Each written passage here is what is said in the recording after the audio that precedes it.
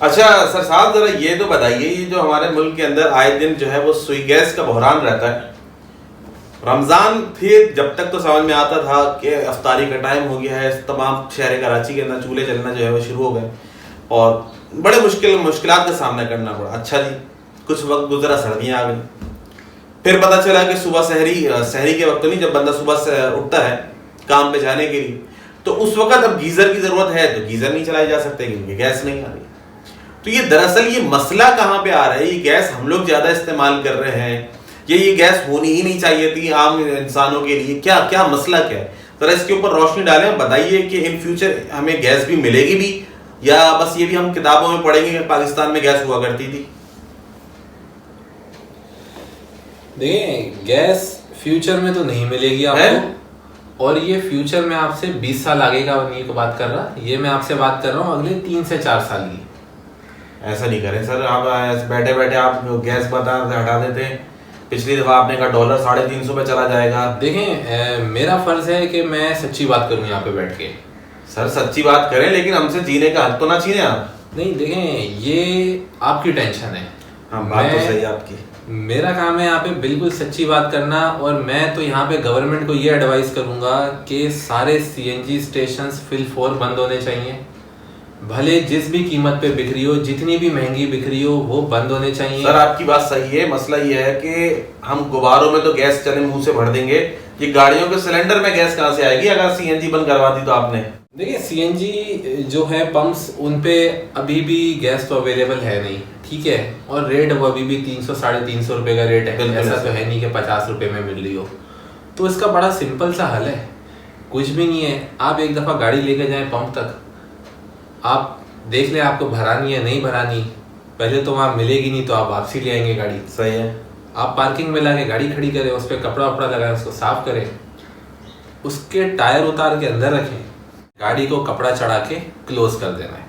Sir ऐसा ना करें, ऐसा ना करें। मुझे तो लग रहा है आपकी भी शायद सरकारी नौकरी लग गई है, आप भी सरकार की जबान कह रहे हैं। अब हम लोगों के पास, पाकिस्तानी के पास आखिर में बचा क्या? एक लाइट होती थी, वो भी अब आधे घंटे सुना है कि आने जाने लगी है, 2 घंटे नहीं आ रही। किसी मोहल्ले में 4। अब गैस का मसला है तो आप कह रहे हैं गाड़ी, तो सर क्या करें? स्टीयरिंग बैठे बैठे चलाएं हम गाड़ी से निकाल के?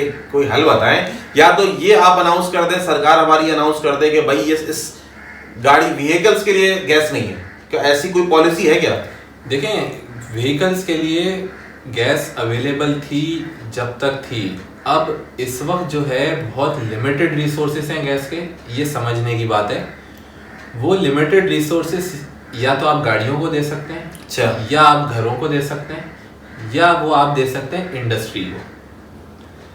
गाड़ियों को चलाने के लिए ऑल्टरनेट अवेलेबल है पेट्रोल। सही है। जिसकी अफोर्डेबिलिटी है वो चला सकते हैं, जिसकी अफोर्डेबिलिटी नहीं है उसको सेक्रीफाइस करना पड़ेगा। ठीक है, बात तो समझ में आती है।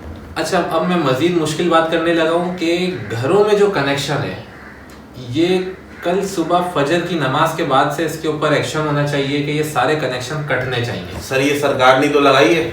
देखिए, अगर सरकार एक गलत काम करती है तो क्या हम उसे सही काम करने के बारे में ना बताएं? क्या फिर सॉल्यूशन आप बताएं? देखें, इसका सॉल्यूशन ये है कि दुनिया के जितने भी तरक्की याफ्ता ममालिक हैं, वहां पर एनर्जी की एक रिसोर्स प्रोवाइड करी जाती है। ठीक है। या तो घर में गैस का कनेक्शन दिया जाता है स्टेट की तरफ से, हुकूमत की तरफ से, सही, या तो बिजली का कनेक्शन दिया जाता है। हम एक गरीब मुल्क हैं हकीकत, और हम इतने दयालु भी हैं उसके साथ में कि हम हर घर में हर फ्लोर के ऊपर अलग अलग गैस का कनेक्शन भी देते हैं। हम गाड़ी में डालने के लिए सीएनजी भी देते हैं। बिल्कुल सर। हम घर के अंदर बिजली की लाइन भी देते हैं, और हम गरीब भी हैं। जो अमीर हैं वो एक एनर्जी की रिसोर्स दे रहे हैं। सही है। या तो आप बिजली से सारे काम करोगे या आप गैस से करोगे, क्योंकि अल्टीमेटली है दोनों एनर्जी रिसोर्स। आपके घर में आनी एनर्जी चाहिए। हम गरीब हैं लेकिन दिल के अमीर हैं, तो इसलिए हम सबको सारी चीजें बांट रहे हैं, मगर ये हल नहीं है। अगर हमें हल की तरफ आना है तो हमें ये समझना पड़ेगा मुल्क के अंदर जो नोन ज़खायर थे, जो मालूम शुदा ज़खायर थे गैस के, वो इस वक्त 87 से 88% ख़त्म हो चुके हैं। जो ज़खायर है, इस वक्त 12 से 13% ज़खायर मौजूद हैं। अगर ये तीनों जगह पे चलेगी, यानी इंडस्ट्री, गाड़ियों में और घरों में, तो ये ज़खायर जो हैं ये 2.5 से 3 साल में ज़ीरो हो जाएंगे। ये डॉक्यूमेंटेड रिपोर्ट्स हैं, आप जाके चेक कर सकते हैं। ये ज़खायर 10 से 12 साल चल जाए, इसके लिए किसी ना किसी को सेक्रीफाइस करना होगा। इंडस्ट्री को अगर बंद करेंगे तो बहुत सारे लोग बेरोजगार होंगे और ये तो मुश्किल फैसला है। लाखों लोगों का डायरेक्ट रोजगार और उससे वाबस्ता फैमिलीज जो हैं उनको इफेक्ट आएगा। बिल्कुल ऐसा। तो डिफिकल्ट, मुश्किल, मगर अक्लमंदाना फैसला ये रहेगा कि पहले आप सीएनजीज को बंद करें। घरों को बंद करना इतना आसान और इतना इजी नहीं है। आप नए कनेक्शंस देना पॉज करें। जो एग्जिस्टिंग कनेक्शंस हैं उनके साथ आप डीलिंग करें, कोई रिक्वेस्ट करें उनसे कि वो इलेक्ट्रिक के ऊपर स्विच हो, और इस तरीके से फिर आप एक सॉल्यूशन निकालें। वरना आपके पास 2 से 2.5 साल की गैस बाकी है सिर्फ और सिर्फ। अगर आपको मेरी बात के अंदर कोई शुबा है तो आज से 3 महीने के बाद, 3.5 महीने के बाद सर्दियाँ आने वाली हैं। आप उसके अंदर खुद एक्सपीरियंस करके देख लें कि आपके पास कितनी गैस अवेलेबल है और किस टाइम अवेलेबल है और किस टाइम अवेलेबल नहीं है। और आप हमें कमेंट्स में लिख के भी बता दें कि आपको हमारी बात सही लगी या गलत। बात तो जी बिल्कुल, आपकी बात बिल्कुल ठीक है। बज़ाहिर देखने में हंसी मजाक लगता है कि मुल्क के अंदर से गैस खत्म, लेकिन हकीकत पिछले सालों का तजुर्बा अगर करके देख लिया जाए तो हकीकत तो ये है, रमजानों में गैस नहीं है, सर्दियां आती हैं उसमें गैस नहीं है। अभी जून जुलाई चल रहा है, अभी की हकीकत बता रहा हूँ, मेरे घर पर गैस नहीं है। सिलेंडर लेकर आओ तो खाना बनेगा, ये हकीकत है।